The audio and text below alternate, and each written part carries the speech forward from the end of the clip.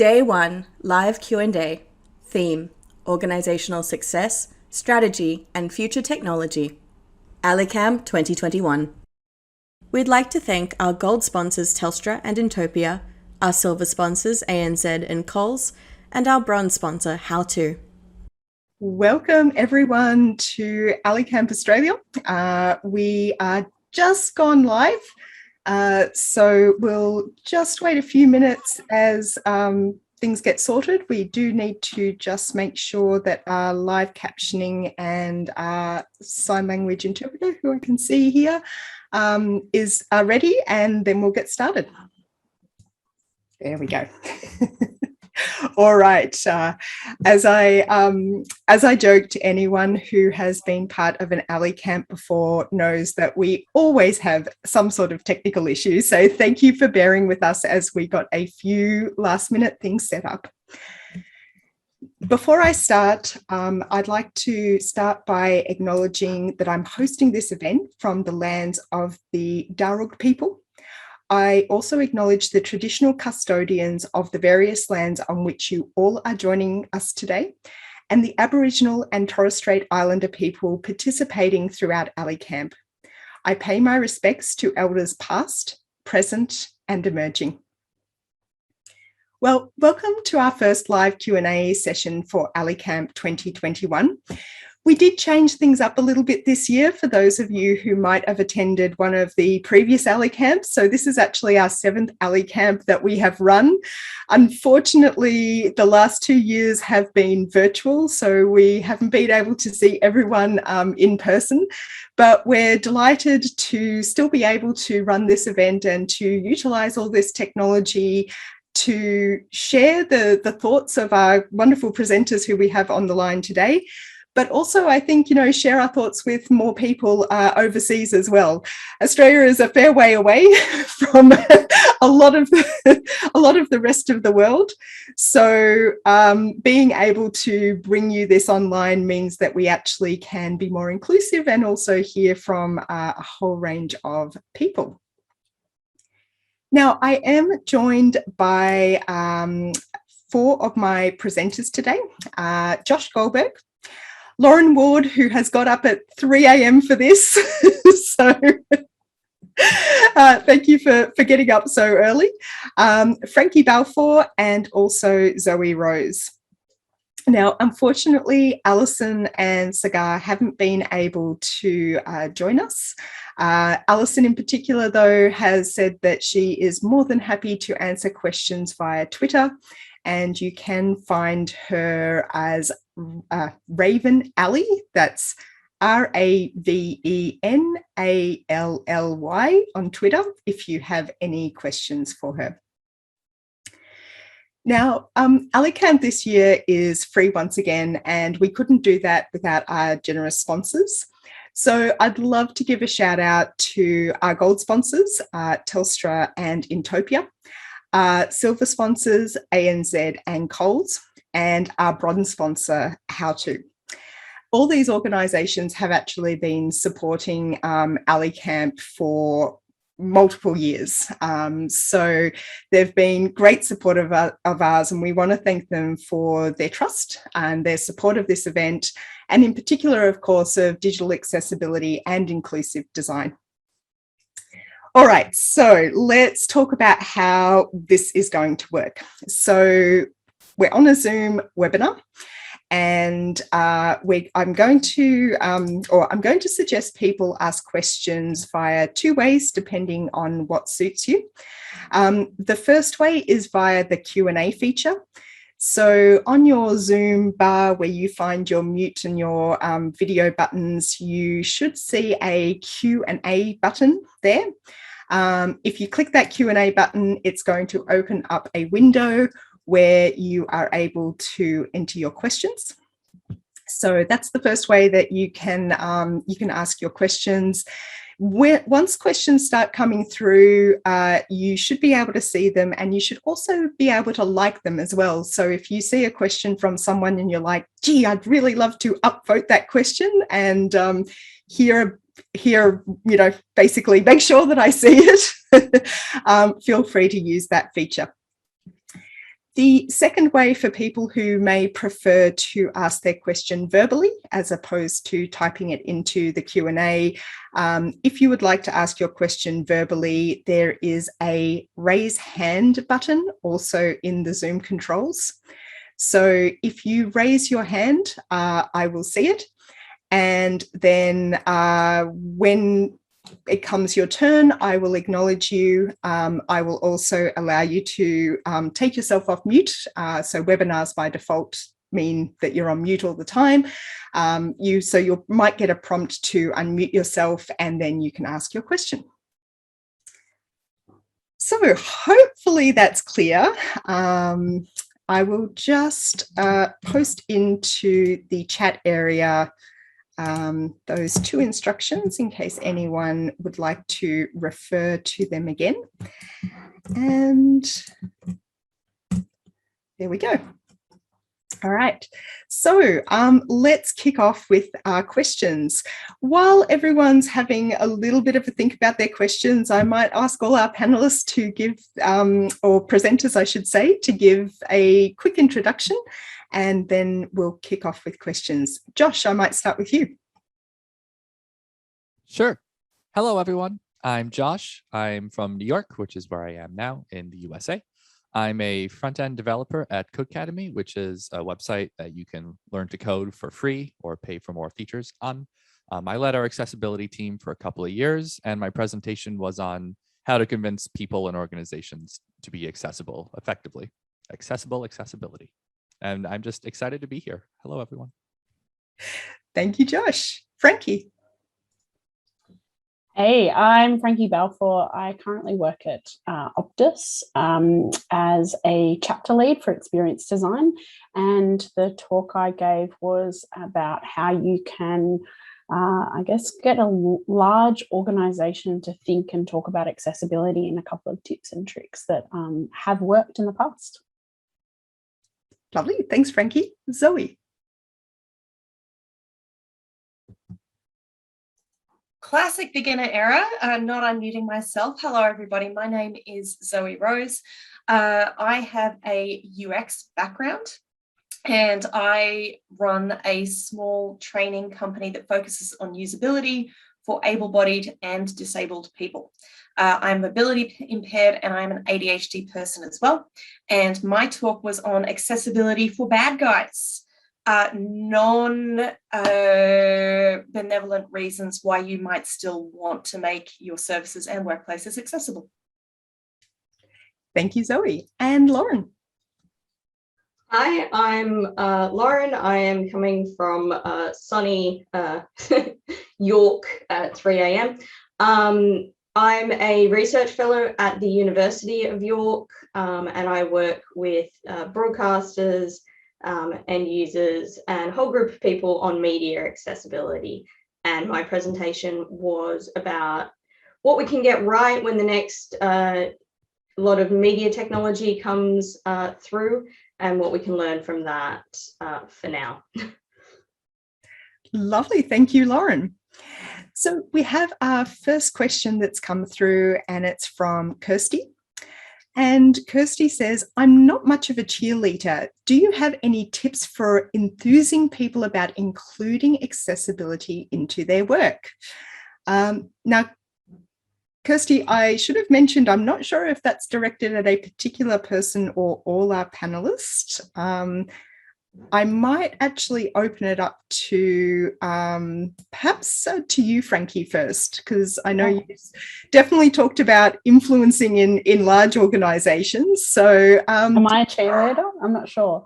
I know you. Yes, you are. I think the question could have also been, if I'm an introvert and don't want to talk to people about accessibility, what can I do? You find the extroverts. A couple of things. There's some random people in large organizations that are really good at communicating Back at CommBank, there was an amazing change manager who actually ended up, I found out her mum was deaf. And so she was super passionate about accessibility and she just wanted to help. And she was the right person to communicate to those sorts of people in senior leadership positions. So we utilized her a lot. I also think just sharing things through social media, so LinkedIn, within the organization, I'm sure there's lots of like Yammers or whatever, Slack, just little bits and pieces that you find. I absolutely love, shows like You Can't Ask That, or a few things that I shared in my talk, which was a video of someone who received a happy birthday in chocolate on a plate, who was blind, and she was just so excited. That kind of gets people thinking and enthused without you having to be the cheerleader and talking to big groups of people that can be quite nerve-wracking. So how can you find different ways to get people excited is kind of my suggestion. Zoe, you had something to add. Yes, I did. So one of the great disappointments of my professional life is finding out how convincing numbers aren't. Nobody gets sold on numbers. So if we are dealing with not numbers, what are we dealing with? Well, narratives are good. Narratives work. And I tend to find that there's you've got the carrot stories and you've got the stick stories. The stick stories are pretty good. Because the stick stories usually start with people who've been sued. So having a couple of stories of people who've been successfully sued up your sleeve is really useful. Many people will be aware of what happened to Coles, our big supermarket, one of our big supermarket providers here, who lost a lot of money and a lot of face and are doing a good job now, but have had problems. There were some trains in southeast Queensland that were not wide enough for wheelchairs to get on board. A little bit of a problem, cost millions and millions of dollars. Compelling stories. But those positive stories as well, the carrot stories, Frankie's just come up with two that are really quite personal, but they're also carrot stories that you can tell about inclusive design. And I expect that Sarah will probably ask us some inclusive design questions later. For those who haven't met inclusive design, what we're talking about here is solving problems that disabled people have tends to make better products for everybody. So having a couple of those stories, like that you can make quite a bit of money out of doing this. Remember, I'm the accessibility for bad guys person. I am not altruistic. I am mean. But yes, having some stories about like actual tangible advantages, that's a useful thing too. Thank you, Zoe. Lauren. I was going to head in a similar direction because obviously my talk was about story-driven accessibility, and it is the stories are what we relate to as humans. It's how we get into people's brains, and I think having those linchpin points that a lot of people relate to. So with my work, almost anyone I talk to will be like, oh yes, my grandmother has the TV up so loud because she can't hear the dialogue over everything else. And even if they haven't experienced that problem themselves, they've got their, oh yeah, the family member and how that ripples to everyone's communal experience. And if for your particular field or product, you've got those like linchpin sort of stories or moments that a lot of people can relate to, they can be really powerful in convincing people that this is something that is not a niche issue. It's not worthy, it's worthwhile because it affects everyone. Thank you. That sounds great. And I think, Josh, you actually also talked about like the 3 different influencing techniques that you could use as well, which sort of has picked up on a lot of the themes that people have, or that Lauren, Frankie and Zoe have covered. Yeah, I was wondering if we'd have a full list of answerers for this question, but yeah, strong agree. I like what was said earlier, that there are carrots and sticks, and people don't like having sticks yelled at them, but sometimes getting sued is a way to force them. But if you really want to enthuse them, yeah, figure out what drives them. If they're a product manager and they're motivated by quality, and they just like want to make the feature great, maybe show off how accessibility helps power users, or makes things look better for color contrast, or whatever it is that the feature is that really speaks to what they're looking for. Strongly agree. Lovely, thank you. And we've just had another question come in. This one is for you, Lauren. How soon do you think it will take for the work you have done with TV in the UK to become more mainstream? So this is a tricky question because there's two problems. There's the technological, and then there's also the, I guess, attitudinal.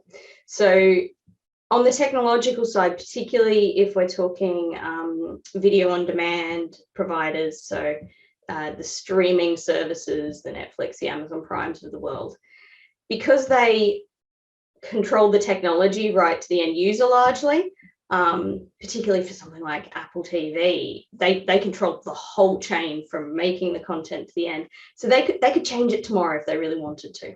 So that becomes more an attitudinal change of when they prioritize putting the right things in place so that the end user can personalize the content. And they're starting to see a little bit of that in Australia, in the UK, like with some of the Amazon Prime streams for sport. I think it was last year, you could have separate control of the commentator level versus the level of the pitch sounds and other sounds going on.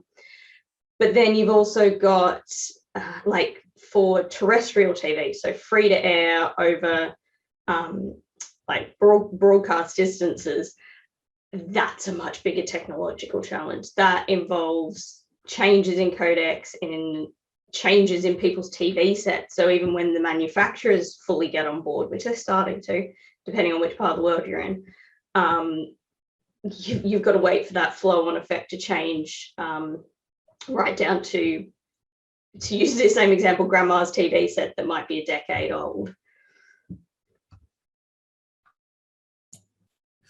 Thank you for that, Lauren. So I think this one actually is going out to everyone, all our presenters. Nikhil is asking, I'm looking for any tips or further skills in inclusive design or accessibility leadership. Who would like it to kick off on that one?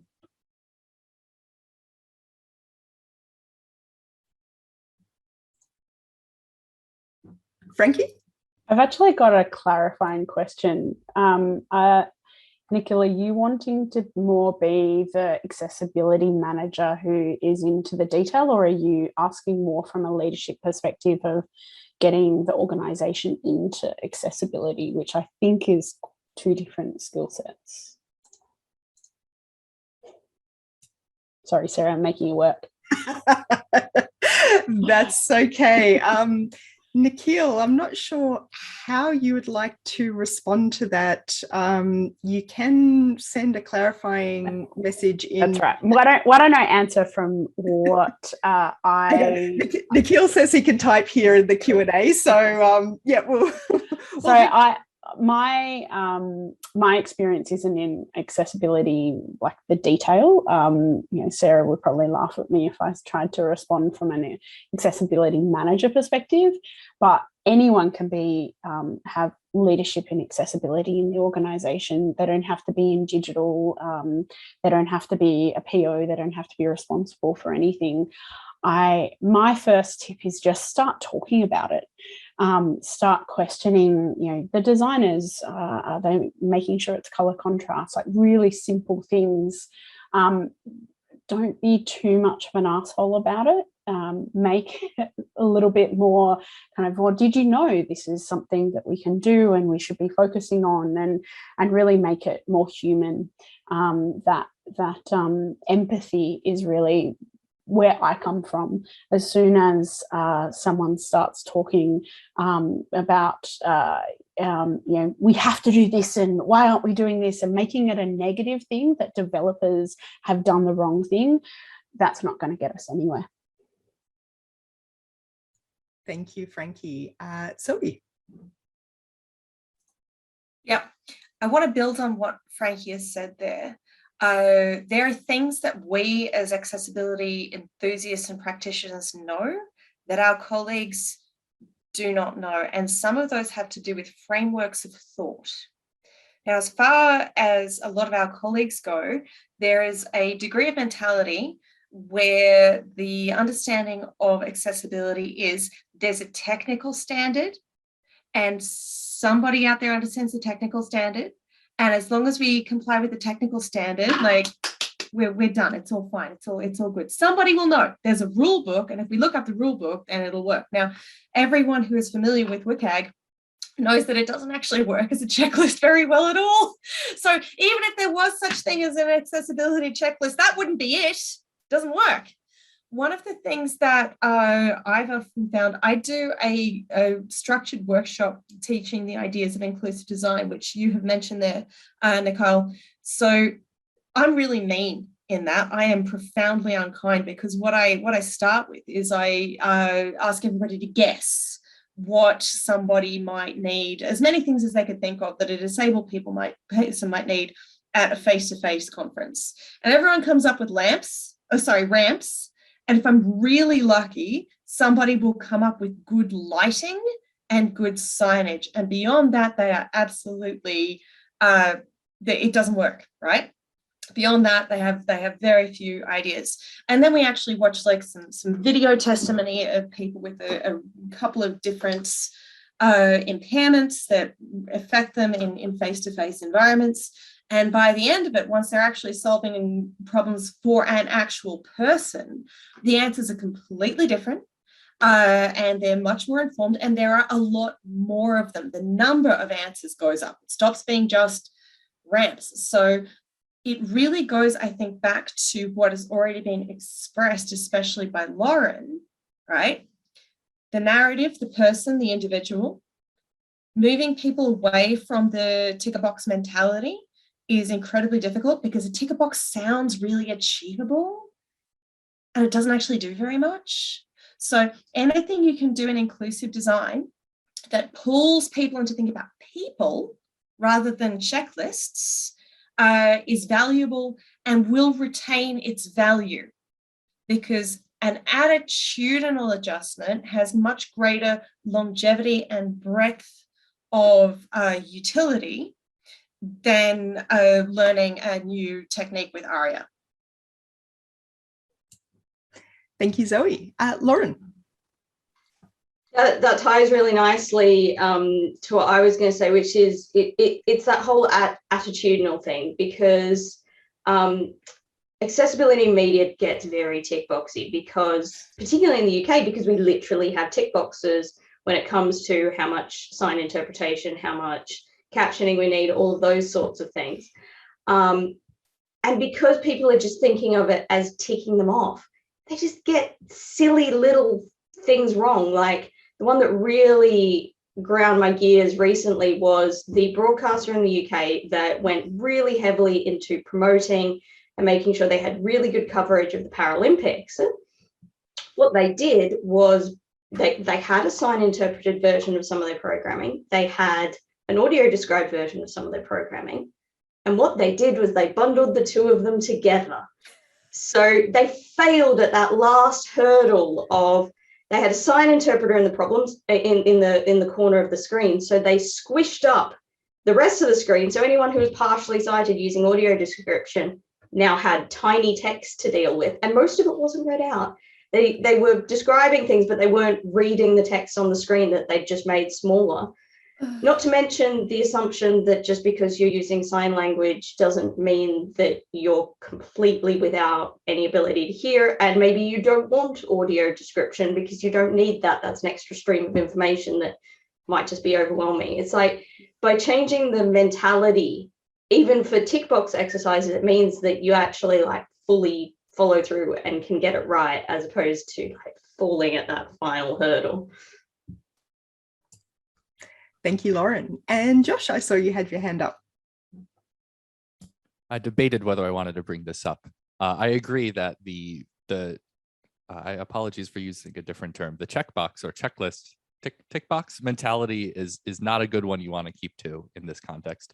But ironically, I have found checkboxes or checklists to be quite useful in other contexts. If you're trying to work with people to be more inclusive in your design, yes, 100% you should have a human focused mindset. Don't just try to check the box for the sake of it. But if you have some kind of team process, I cover this a bit in my talk, it is quite useful to just make sure people are going through, at the very least, the start of what they're supposed to. If they don't understand why they're doing it, they're not going to do it well. So this is not the only thing, but definitely make sure that if someone is designing something, they know at the very least they have to make sure it matches ARIA. They have to get feedback from someone who isn't just completely the same as them. It's important to make sure people do go through, at the very least, the basic steps. And Josh, actually, that resonates. A phrase I've used, and generally about WCAG, but it also applies to checklists, is it's one tool in your toolkit, but it's not your only tool. And I think that's where we get caught up, unfortunately, in accessibility, is that people start out thinking it is about WCAG, not realizing that, at least for me, there is a lot of good stuff within WCAG. It's about not being constrained by it and really seeing that just as part of an overall inclusive design process, as opposed to the be all and end all of accessibility. Zoe? Yeah. Building on Josh, you're completely right. There is a role in this world for checkboxes, especially if you're a attention deficit kind of a person, which I am. So I use them in my personal life all the time. So I want to add on to everything that people have said here, focusing back on WCAG as a checkbox for a while, just to remind everyone of something we probably already know, which is that WCAG is terrible when it comes to neurological and intellectual deficits. And those are the ones which have the lowest level of adaptive and assistive technologies. So there's no screen reader for autism. When it comes to dyslexia, there is no contrast. Well, actually, there is a contrast ratio, which might help dyslexia, but it's not a fixable thing. So if given that, we think at the moment that if you go on Dyslexia Australia's webpage at the moment, their current guess is that 20% of Australians have some level of dyslexia, right? That's a lot of people. And it's a lot of people who are not currently catered to to the extent that we have a checkbox, they're not catered to on it. So I'm very, very keen on seeing readability, legibility, information architecture as becoming part of our practice, because there are more people out there whose neurological impairments are creating barriers for them that are currently catered to in our practice and the practice of our colleagues. Thank you, Zoe. And Frankie, I'll move to you, but then I might call it and we will move on to our next question. Just everyone's kind of sparked something in me if we relate to talking about our customers, all of our customers. So in my context, focusing on individuals, families, and businesses, we probably, that's a really good way of thinking about our accessibility customers as well. So there are lots of people with different needs, and we need to start communicating to our stakeholders that it's just a group of people with other needs. It's not necessarily unique, and that we shouldn't be considering it. Lovely. And Frankie, I just want to check in. I know you saw Nikhil's follow-up to clarify the question. Did you have anything to add to that? I might reach out and have a chat individually. That sounds good. No worries. Thank you. So our next question is from Charissa. So accessibility leads in organisations wear many hats. One of those is teaching others or sharing resources where people can learn about accessibility. Why does accessibility have to be something that people are only learning on the job? Why aren't designers and developers coming in with the knowledge in the first place? Incorporating accessibility principles when designers and developers, or even other stakeholders, are still studying or doing their degree should be a must. What are your thoughts on this? And this question was directed to Josh and Frankie. Josh. You're on mute. Yep, there it is. I gave a little snaps gesture out of support for this. This is an excellent question, and I'm excited to be able to talk to it. In a perfect world, in a good world, even like maybe a mediocre to good world, yes, everyone would understand these things and have been taught them in whatever trainings, be it school or boot camp or self-taught or whatnot they've gone through. But unfortunately, our industry, at least in mine in the software space, is pretty terrible, and most boot camps don't cover it. A lot of companies don't cover it. I didn't know anything about accessibility. I had no idea what WCAG or ARIA or WAY, ARIA or any of that was until more than a year into my first full-time role. So unfortunately, we in any of all the places I've been, we can't consider accessibility knowledge a barrier to entry in many to most of the roles that we hire for. We actively promote it as a nice to have, as a, if you have this puts you above everyone else, just like knowing the latest and greatest frameworks and technologies. And then it is a core part of our responsibilities on the job that you must learn in order to make the product so that we don't become terrible. But yeah, I wish it were better, but that's the best we've got. As a follow-up to that, in order to make people produce good work in the context of accessibility, we do actively have a lot of trainings internally. We have a lot of teams. We have checklists and such that teams go through and educate each other. So yeah, I would say that a good answer to this question in many times and ways should be followed by a good answer as to how you train people up internally, given that you're going to have such a hard time finding external folks to join you who are already accessibility experts. Frankie, did you have anything to add? Yeah, it's so hard, especially in large organizations. So if I reflect on, so at CommBank at its height, we had 130 designers. At Optus, we've got 45 designers. You can't expect everyone to have expert knowledge of accessibility. However, there are always going to be a few people, and it's probably the same with engineering and testing as well, that will be really passionate and will be able to communicate that passion, and they're the ones that you want to champion and give the license to help each other. I also think as a design leader who I have the pleasure of hiring people, I include that as a question in my interviewing. What do you know about accessibility, and what would you consider? And the answers are quite telling, and on their level of expertise. And the other thing is, hire the people that that you probably helped give knowledge to in previous organisations, which has also helped.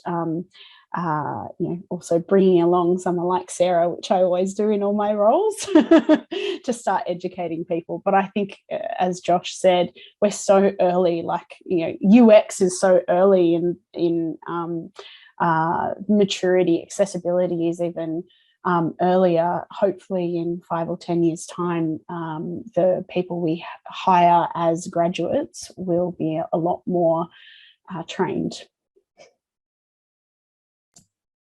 Lovely, thank you, Frankie. And Teresa has asked for comments from the other panelists, and you're already jumping to respond. Lauren. So 2 things to go with that. One is that, it's so bad in media production and content creation, because it's not even like, you ask people whether what accessibility does TV have? People will say subtitles. Some might know that audio description exists, but usually it's because of a personal connection with someone who has a vision impairment.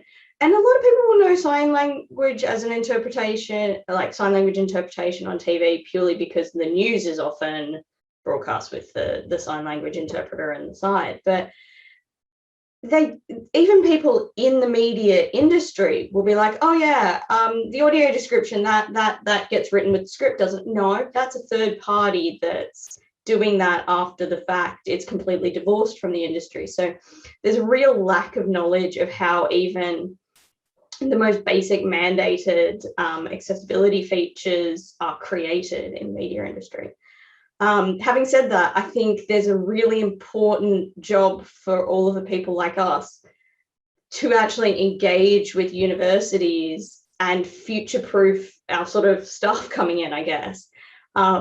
Because whilst we all bemoan that people aren't coming in with the skills, there is certainly in media, we're not developing the training for those university graduates, for those grade 11 and 12s doing media production or anything like that. We just haven't even developed the resources. And whilst we've got a big problem to fix in the industry, we've kind of got to an extent, go back and start solving that early on so that it does actually flow through, and we don't just hope that enough people get like lectureship positions that know from industry what they're doing and feed it back that way. We've got to be a bit more proactive, I think. That probably actually supports the universities and the like I've spoken to. It's much like industry where they don't know what they don't know.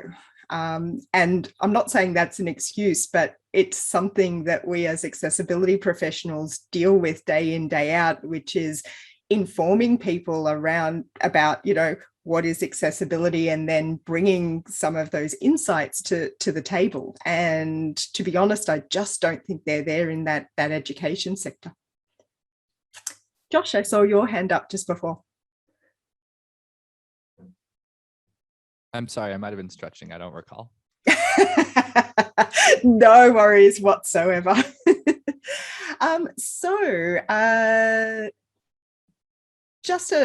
John has actually asked about WCAG 2.2. And although I know that actually interestingly, from a camp perspective, we actually get very few presentations anymore that are solely focused on WCAG. We used to get a heck of a lot more, but apart from one who I actually asked to present because Patrick about WCAG, because I think he highlights some really fantastic points around WCAG and what passes and what fails. We don't really have, I think, one presentation today this year focused on WCAG. And I think it shows Australia's maturity in accessibility. I've been in this industry for 12 odd years, and I can see that maturity. I'll be honest, in my view, we still have a long way to go, but 5 years ago, even 3 years ago, I saw very little user research or usability testing with diverse users, including people with disability, and there is a lot more that is happening today. So we're definitely on the right track. But John has asked, when is WCAG 2.2 due out? Now, I know Andrew's on the line and may actually have more up-to-date information than me, but I know that I think the candidate recommendation was supposed to be out, but as of about a week or so ago, they still had around 8 or 9 things to respond to before it could move into that final stage, where basically 2 stages off it being finalized. I don't think it's going to be finalized by the end of this year, which is when it was due, but I would say we're looking at January, February now. So, and I think, Andrew has mentioned in the Q&A, candidate recommendation by Christmas, final recommendation first half of 2022. That said, the new criteria are fairly stable. Usually by the time we've got to this point, they actually have, there's a lot that's already been thrashed out and a lot of comments that have been addressed. So by now, usually things are looking better. I know they've introduced a new success criteria only recently as well as part of that. So stay tuned on that one, but still great to have a look at right now. Zoe, you had your hand up. I did. I wanted to build on something that Josh said before, and this is in relation to Charissa's great question there. And what it is this. There are no formal learning paths in usability design. There are very few in development. To the extent that we have university or TAFE education for design. It tends to be industrial design, which has very little crossover with UX skill set, or visual design, which has less crossover with it. Yeah, Frankie's laughing. She knows that I'm right. It has less crossover with the UX skill set. So speaking as somebody who literally dropped out of the standard job market to start a training company focusing on usability for able-bodied and disabled people, I think I can say with a degree of confidence that Teresa's question directs us to a much broader crisis of education and training, specifically that there isn't any. So everybody's learning on the job. If they're not learning on the job, they're self-trained or kind of like self-training via resources that they can access mostly on the internet. So given that incredibly inadequate situation already exists, would it be better if we actually had qualifications for user experience designers who, let's not forget, have the ability to kill people if we do our job badly, and we often do. Given that situation is so, would it be better if we had literally any form of proper education whatsoever that we could include accessibility in? Yes, absolutely. To the extent that we have to live where we are now, the only real backup is on the job. Like there is no other mechanism or line through, like unless you want to do like formal training, which some people do. But like if an organization is still operating at the stage where they're thinking, oh, look, you know, as long as we're not going to get in legal trouble, this is probably fine. There's not a second vector there. I would love to see formal design training, and I would love to see it include accessibility, but at the moment it doesn't exist. Thank you, Zoe. Oh, and we've just had a question pop in, so I will move to that. And this one actually is for you, Josh. So Jing actually watched your presentation twice. And Jing says, I agree with you on the value of having a checklist for accessibility. I think it's a good way for us to combine our passion for accessibility with our daily work. In your session, you mentioned in Code Academy, there's an accessibility feature release checklist before releasing a new feature. Can you share more detail on the activities and the designers should be responsible for or participate in that checklist? Also, can you give product designers some suggestions on how we can incorporate better with different roles to make the product more accessible? Well, thank you. I got a jolt of fear reading that you watched it twice, but I will stifle that instinct. I will note that our site isn't perfectly accessible. We've been rescuing it from the dregs for the last 2 years. So I apologize if someone goes off of this and then uses a part of the website that's not perfect. Please let us know. Thanks. In our development lifecycle, we typically have the designers and product managers and engineers collaborate very early on to figure out both what is the problem we're trying to solve for users, be it a major bug fix, a new feature, whatnot, and then collaborate as the process continues through releasing to users. And if your role doesn't do that yet, if your designers aren't integrated and talking with the engineers as they fix the issue, that would be my first recommendation, to make sure that product and design and engineering are talking throughout the whole process. That's kind of a step one, a first part of it, because I think that in our roles, a lot of the places we've had success have been when design and engineering come to an agreement on how to fix an issue. A design system is a great tool there. And oftentimes a product designer and a product manager will think of some wacky new way, some weird new UI to fix some problem. And then 2 weeks later, people end up just implementing it with one of the components we've already written. Specifically, the things that designers tend to focus most on within our checklist tend to be color contrast, focus states, animations. I can't tell you how many times I've explained to a new innocent person why you can't auto dismiss toast notifications without any indications or prompts from the user. and then typically I'd recommend that you do, we call it a desk check, whatever form of having an engineer create a prototype or preview for a designer to check, so that the designer can make sure that the things are working well. Typically in any pairing, at least one of the two will have already gotten some experience with accessibility. So hopefully at least one of them can point out major issues. And lastly, I cannot stress enough how important it is to get user feedback. If you have someone hired at your company internally who's an expert in accessibility, whether or not it's just because they decided to be or because they have something like a vision change, highly recommend have the designer talk to them as much as possible. See them via video or live feed or in person if you're up for that. See them use your product, really gain empathy, be human-centered. Because as Zoe and other folks mentioned before, you can use a checklist all you want, but if it's just checking off checks, it's useless. You need to be human-centered there. So that's kind of a long answer, and I'll stop there. But thank you for asking that question.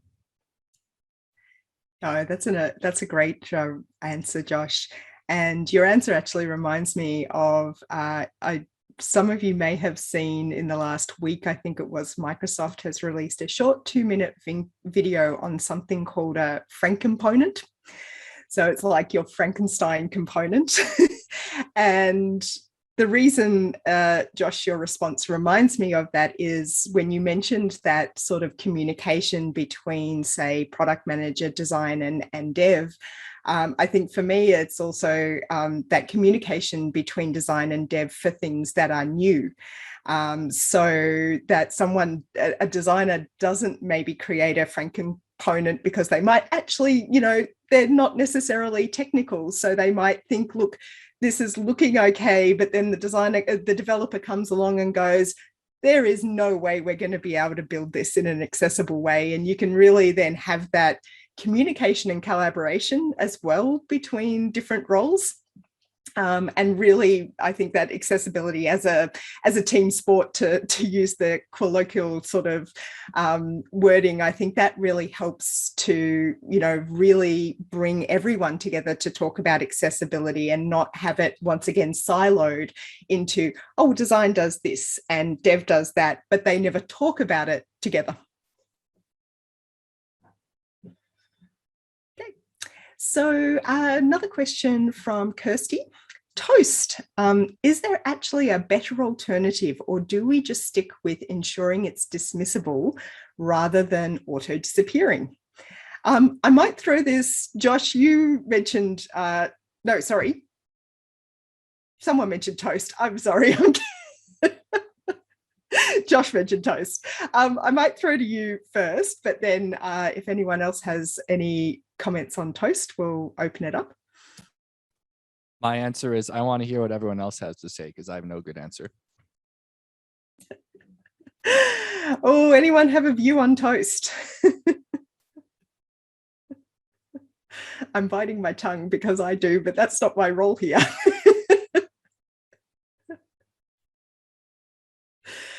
I'm not seeing any of the panelists looking too keen on. My 3 a.m. brain is mostly just going, toast would be great right now. That's all I got. Oh dear. Well, I can do a little bit of a response around toast, and at least what I think some of the issues that people don't necessarily think about with toast notifications. So there's definitely that needing the notification to be persistent so someone can take their time in reading it.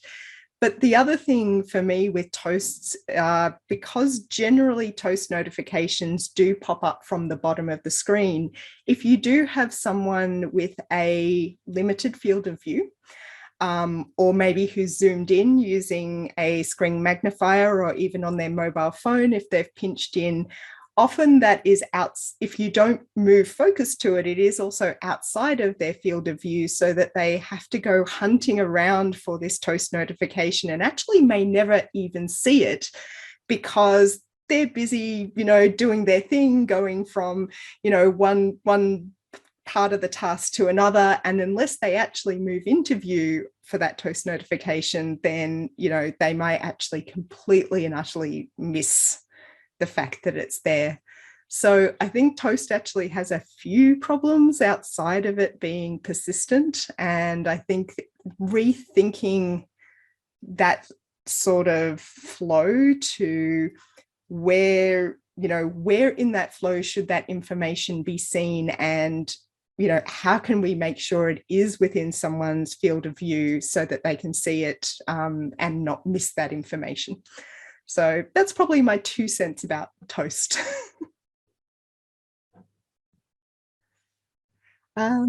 Okay, let me just check if we've got any more questions coming through. I think most of them are comments. If people are tracking the Q&A, people are putting a few responses to or sharing a few things in the Q&A. Do feel free to also share them in chat. The chat is open and available to everyone. So we've got about 5 minutes to go. So a lot of, I guess, what we've talked about, we've touched on things like inclusive design and also co-design, and how that, I guess, works in with not just creating better products, but also some of those influencing techniques. And it was Zoe, you talked about the biases people might have, such as confirmation bias and affinity bias. So how have you all experienced, or maybe profiled that move to a more inclusive design mindset, and also as part of that, maybe really tackling some of those biases that you might see in your organizations or the people you're working with? Lauren. So my answer was more towards the beginning of that, around co-design, because it's a challenge to balance, because you can't ask everyone, and it's a challenge to balance how much time is spent with people, or how big a group of people, because on the one hand you want to ask as diverse a group of people as possible, but if you ask 200 people onto a panel, you're not actually going to be productive. So it's a really tricky balance, and I don't think it's one that we've found a really good balance for yet. But I've got a project I'm working on at the moment, which is looking at what requirements autistic individuals need for a better media experience. Because a lot of autistic individuals have reported using subtitles, using other accessibility tools, but they're not designed with them in mind. So are they running up against the challenges that we're not taking into account? And I think we've got a co-production panel. So we've actually got a group of people who were interested in the project and also had lived experience of autism. And they're sort of a guiding panel for the project, but we're still really learning on what that balance is between getting perspectives on the research and making sure that we don't just spend 2 hours just having fascinating conversations about people's life experiences. And I would take anyone's recommendations that have sort of good work practices for that, because we are still very much mapping out that territory and learning. But I think the first thing that you've got to get right is to get people in the room and get people with lived experience and value that lived experience. So big thing in the UK is making sure that you pay people properly for their input. So when we've got our panel of people with lived experience of autism, they are paid as experts to come and share their expertise. And valuing that is, I think, a really important step, because you're then giving people the ability to go, yes, I can spend my time on this thing because I'm getting paid. This is a job.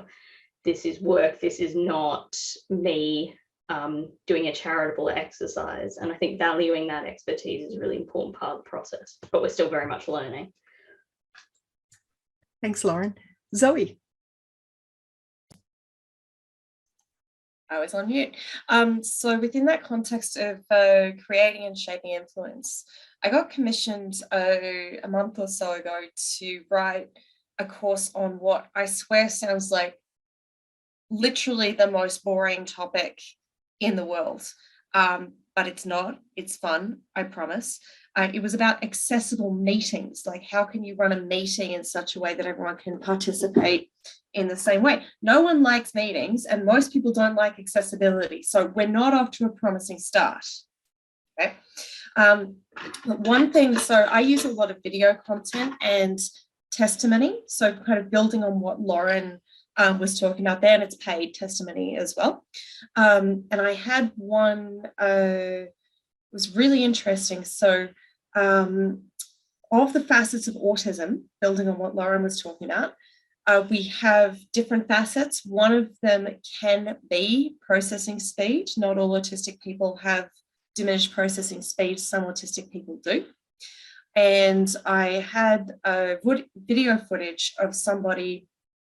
I asked them a question and they wanted to have a decent think about it. And the question was actually, what barrier is of the barriers that you can face in meeting environments, which one is the one that is most impactful on you?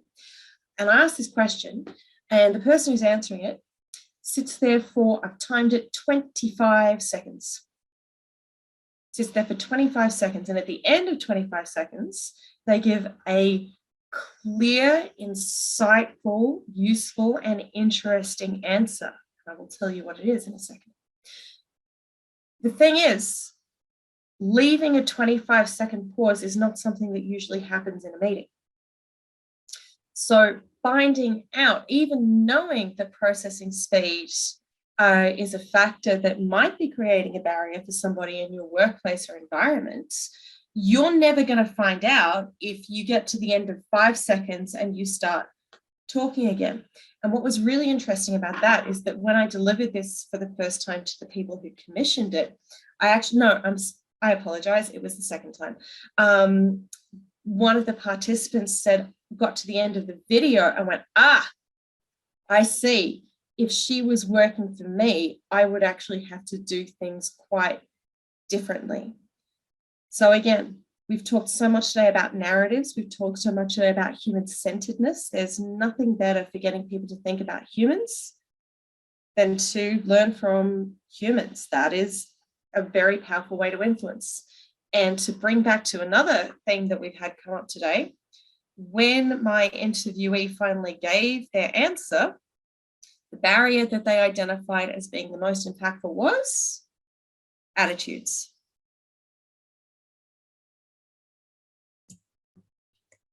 Lovely. Thank you very much, Zoe. And that is I think a very powerful way to finish off our live Q&A. Thank you all very much for joining us. Thank you to our presenters, Josh, Lauren, Frankie and Zoe. It's been a fantastic hour. Thank you to everyone who tuned in and shared their questions with us. I hope you found it really valuable. And lastly, I would like to just give a shout out to our sponsors again, because this all can't happen without them. So they are Telstra, Entopia, ANZ, Coles and How To. So thank you all very much. I might see you in one of the other live Q&A sessions, either tomorrow or Thursday, but if not, catch us on socials. We have our Slack channel as well, so there's plenty of ways to connect with others that are tuning into the camp presentations and continue this conversation about accessibility. Thanks all so much. See you later. A11y Camp 2021.